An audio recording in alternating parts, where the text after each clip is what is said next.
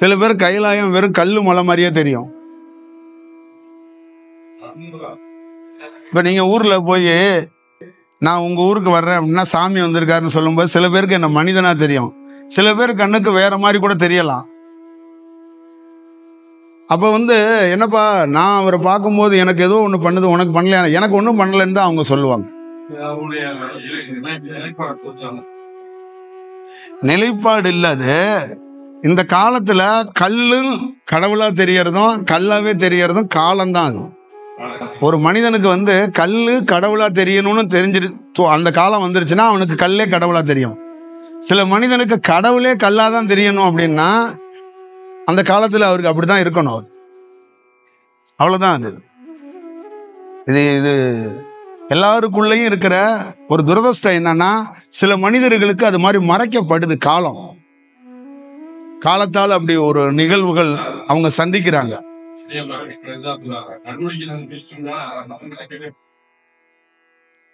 அப்ப உங்களுக்குள்ள என்னன்னா இந்த மாதிரி அரிது, இந்த மாதிரி ஒரு உட்கார்றது, இந்த மாதிரி உரையாடல் எத்தனையோ சாமியார்களை நீங்க இந்தியாவில் பார்த்துருக்கலாம், போயிருக்கலாம், தமிழ்நாட்டுக்குள்ளேயும் பார்க்கலாம். அது என்னன்னா என்னையெல்லாம் எந்த கார்பரேட் முதலாளி மாதிரி உருவாக்கல.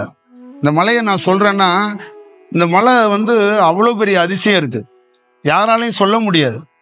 நீங்க நினைக்கிற உலகத்துல இருக்கிற எல்லா சித்தர்களும் இங்கதான் இருக்காங்க. உலகத்துல இருக்கிற சித்தர்கள்னு ஒரு லிஸ்ட் வச்சிருப்பீங்கல்ல, அவங்க அத்தனை பேரும் இங்கதான் படுத்திருக்காங்க. அப்ப எப்படி இருக்கும் நீங்க நினைச்சு பாருங்க. நீங்க எவன் பேரெல்லாம் சொல்றீங்களோ அவன் இங்கதான் இருக்கிறான். அப்ப நம்மளால அந்த அருணகிரிநாதர் சொன்ன கதை தான், கால் எடுத்து வச்சா எல்லாமே சிவலிங்கம் இருக்குன்னா எல்லா பேரும் இப்படி இருக்கிறத பார்த்துட்டு நம்மளால ஒண்ணுமே பேச முடியல. அப்படியே ஒரு மாதிரி இந்த ஃபர்ஸ்ட் அவுட் ஆகும்னு சொல்லுவாங்கல்ல, அந்த மாதிரி ஆயிட்டோம் நம்ம. அத நாம கனெக்ட் பண்ணல. அவங்களே என்ன பண்றாங்கன்னா இதை கொஞ்சம் நகரத்துல சொல்லு அப்படிங்கிற வாய்ப்பை ஏற்படுத்தி கொடுக்குறாங்க. நான் இங்க இருக்கிறேங்கிற தகவலை நான் சொல்லலைங்க, அவங்க சொல்லி விடுறாங்க. ஒரு குருவி எப்படி ஏதாவது ஒரு வேலை செய்யுமோ அந்த மாதிரி தான் இந்த வேலையை நீ போய் சொல்லிடு நகரத்துல, நாங்கெல்லாம் இங்க இருக்கிறோம், அவ்வளவுதான். இதுலேருந்து என்ன நடக்க போகுதுங்கிறதெல்லாம் அடுத்தது. அந்த மாதிரி வடிவத்துல இருந்தா நம்ம சொல்றோம்.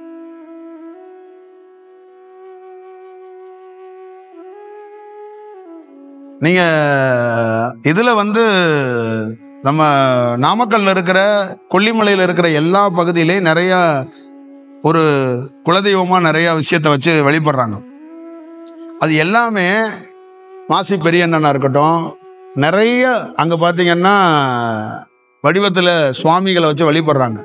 அது எல்லா இடத்துலையும் ஒரு யோகியோடைய ஆற்றல் தியானம் பண்ண இடம். அப்ப அவங்க காடு கரைகளுக்கு அந்த காணிகளுக்கு போய் விவசாயம் பண்ணும்போது சில நாகத்தை பாக்குறாங்க, அவங்க சில இடத்துல இருந்து காப்பாற்றப்படுறாங்க, சில அந்த நிலத்துக்குள்ளேயே அவங்க சில அதிசயத்தை காண்றாங்க, சில தெய்வீகத்தை நடமாட்டத்தை பாக்குறாங்க, சில பௌர்ணமி போன்ற அமாவாசை போன்ற நாட்கள்ல சின்ன வெளிச்சத்தை பாக்குறாங்க, ஏதோ ஒரு பரவசத்துல ஆள்றாங்க. அப்ப அவங்க என்ன பண்றாங்கன்னா அந்த இடத்த ஃபைண்ட் அவுட் பண்ணி அதை தெய்வமா வழிபட தொடங்குறாங்க.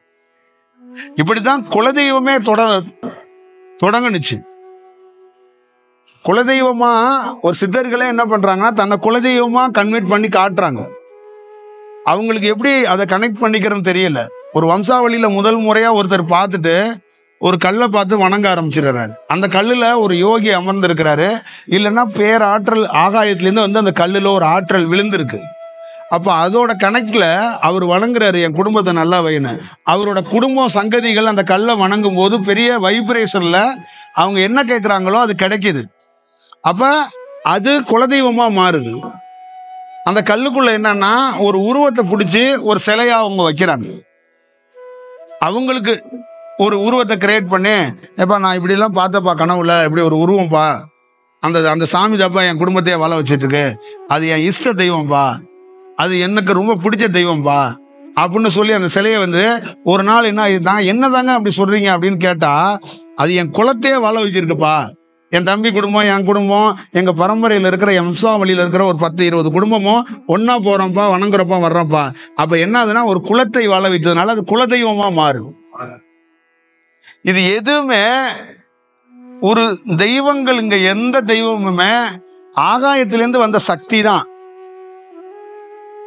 தனியா தெய்வம் எங்கிட்ட இருந்து தோன்றும்?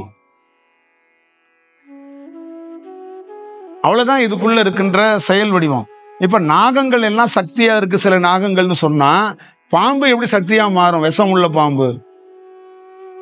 அப்ப ஆகாயத்திலிருந்து விழுகப்பட்ட அந்த மலைகள்ல விழுகப்பட்ட அந்த ஆற்றல்ல அந்த நாகத்துக்கு அந்த செயல் கிடைக்கப்படுகிறது. அப்ப அந்த நாகம் என்ன பண்ணுதுன்னா அதுவே மாறுது. அதோட தன்மை, அதோட செயல் வடிவமே மாறுது. அதுதான் அதோடைய வெளிப்பாடுகள், அதோடைய செயல் கிடைக்கிறது. அப்ப ஒரு நாகத்துக்கு எப்படி கிடைச்சிச்சோ அந்த நாகம் என்ன பண்ணுதுன்னா ஒருத்தரை தீண்டிருச்சுன்னா அதோட லைஃபே முடிஞ்சிருச்சு. அப்ப அந்த நாகத்துக்குள்ள என்னன்னா அதுக்குள்ள ஒரு விஷத்தை வச்சிருக்கிறாங்க. அந்த விஷத்தை அது கக்கிரக்கூடாது. அந்த விஷம்தான் அது வாழ்க்கையை தீர்மானிக்க போற ஒரு முக்கியமான ரகசியம். அப்ப ஒரு மலையில அதுக்கு ஒரு ஆற்றல் கிடைக்குது. அப்ப கிடைக்கும் போது என்ன பண்ணுதுன்னா, நீங்க எப்படி பத்மாசனம் போடுறீங்களோ, சம்மணம் போட்டு உட்காடுறீங்களோ, அது மாதிரி வாழை சுருட்டி தலையை நிமித்தி அதை இடுப்பா நினைச்சு அப்படி நிமிர்ந்து உட்காந்து படம் எடுத்த மாதிரி உட்காந்து தியானத்தை மேற்கொள்ளும். இப்ப புத்துங்கிறது சமாதி நிலையில உட்காந்து தியானம் பண்ணுது.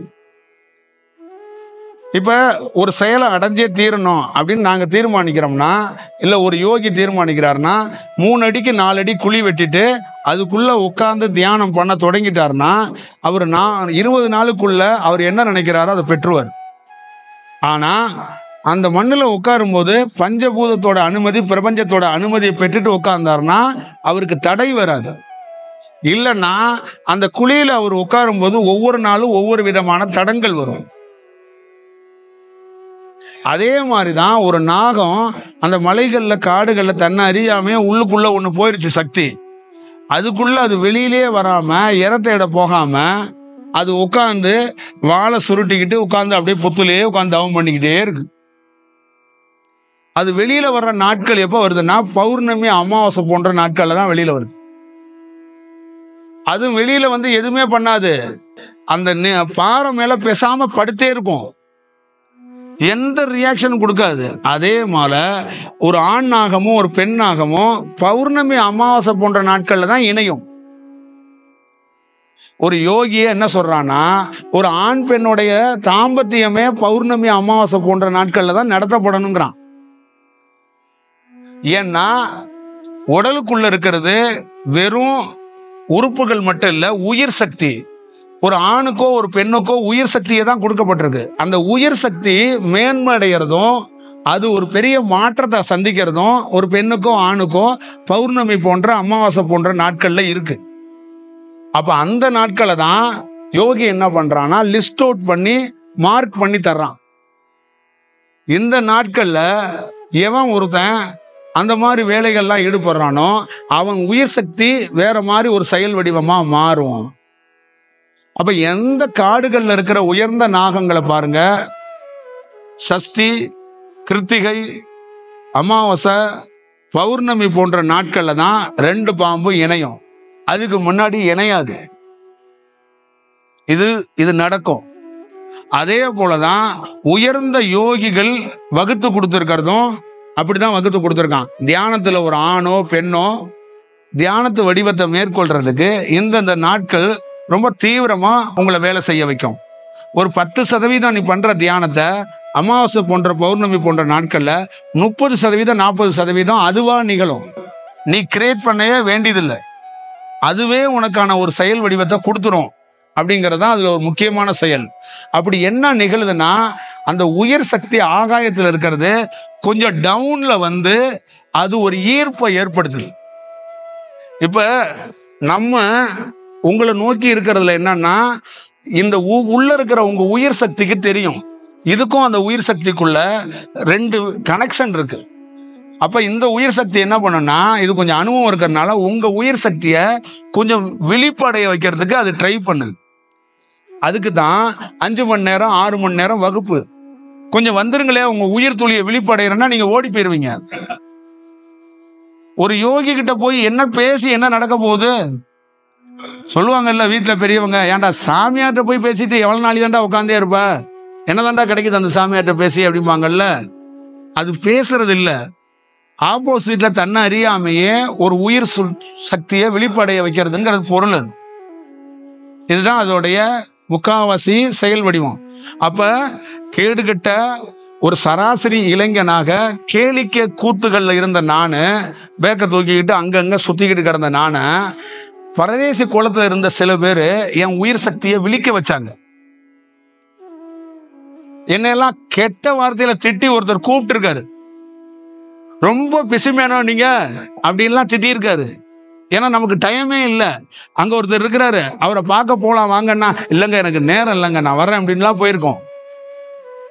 அதே ஒருத்தர் ஒரு 2 டைம் 3 டைம் ஒரு வேலை நடக்கும் போது நம்ம அதுக்கப்புறம் பேக்க போட்டுட்டோம். இந்த உயிர் சக்தி விழிப்படைகிற வரைக்கும் தான் அவன் கொடுத்தான். அதுக்கப்புறம் அவன் வேலையை பார்க்க ஆரம்பிச்சிட்டான். நான் தேடுறேன் காடு மலைகள்லாம். அப்ப நான் காடு மலைகளுக்கெல்லாம் போறதுக்கு காரணம் என்னன்னா, பக்தி கிடையாது, பைத்தியம் கிடையாது, ஏதோ ஒன்று அடைய போறேங்கிறது கிடையாது. நல்லா ஞாபகம் வச்சுங்க, என் உயிர் துளி கொஞ்சம் விழிச்சிருச்சு. அந்த விழிச்சிருச்சுன்னா முன்னாடி சுவிட்ச் போட்டா கூட லைட் எரியாது. இப்ப போட்ட லைட்டு சுவிட்சே இல்ல, லைட் எரிஞ்சுக்கிட்டே இருக்கு. அங்க பவர் கட்டே ஆக மாட்டுது. அப்ப அதனால என்ன பண்ணுதுன்னா, அந்த வெளிச்சம் எங்கெங்கெல்லாம் தெரியுதோ அதை நோக்கி இது பிரயாணம் பண்ணிக்கிட்டே இருக்கு.